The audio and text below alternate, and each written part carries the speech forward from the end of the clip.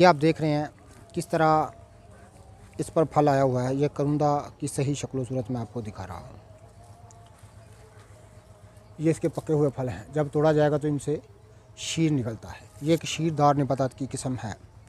नाज़रीन, तमाम सफरावी हालतों के लिए, गर्मी खुशी को तोड़ने के लिए इसको कदीम तरीन दौर से जाना और पहचाना जाता है।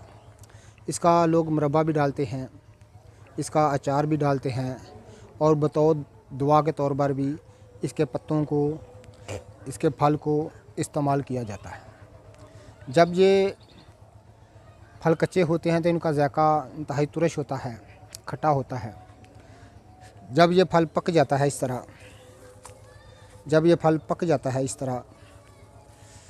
तो इनका ज़ायक़ा भी नाज़रीन मीठा हो जाता है।